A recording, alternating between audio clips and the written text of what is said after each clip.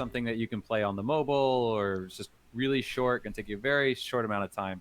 And the games that I've chosen is called Nonogram or Nonogram. I'm not quite sure what the pronunciation is. There are multiple versions of this. The version that I use is nonogram.com. You can look on the Google Play Store. I'm sure there are versions of it on the Apple Store as well.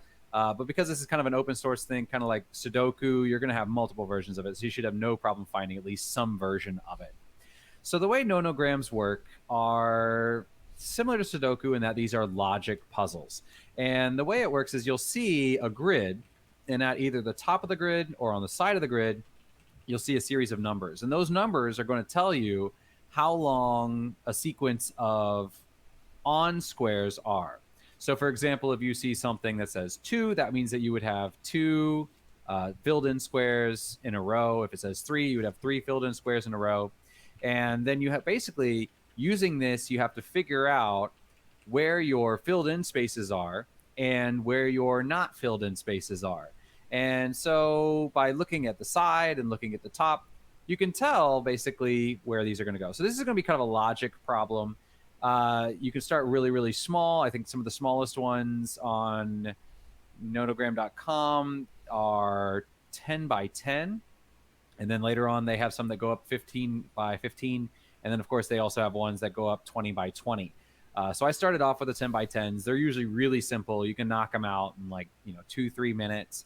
The 15 by 15s usually probably take me 15 minutes or so. And the 20 by 20s will probably take me anywhere between 45 minutes to an hour on average. So these are really good for me. They're really relaxing. I really like puzzle games when it comes to mobile. I don't usually play too many RPGs on them or longer, more intensive games. I just like something I can pick up, kind of play like a little bit for a while and then put it down.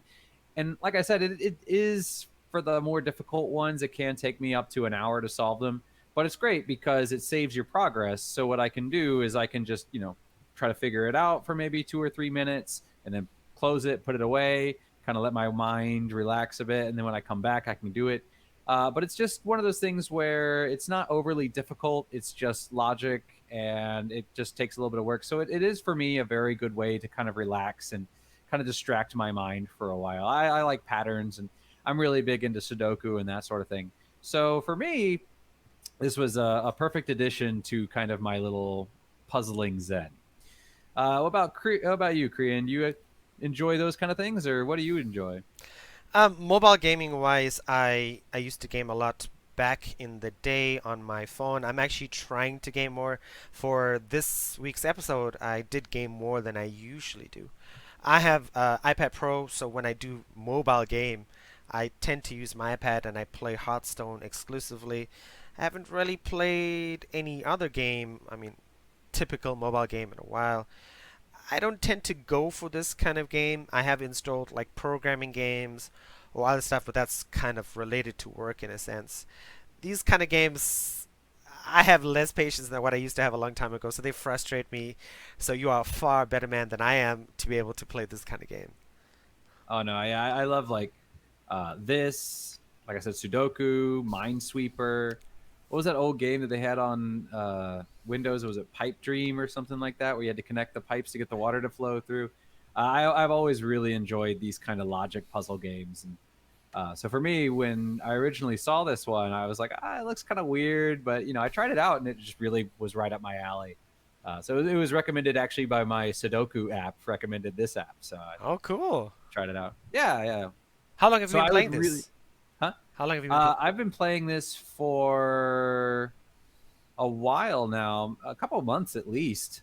But I probably play. I usually play before I go to bed, so I'll tell myself like, oh, okay, I'm going to play this game, and when I finish this level, I'll go to sleep. Or especially if I have, say, about half of a puzzle done, then I'll say, oh, okay, maybe I have about 15 minutes left, so I'll just finish this and go to bed or something like that. And it's just kind of a way for me to kind of relax and clear my mind of anything that's not just simple number logic. And so for me, it's just kind of a way to zone out the rest of the world, and I can just focus really intensely on one very, very simple.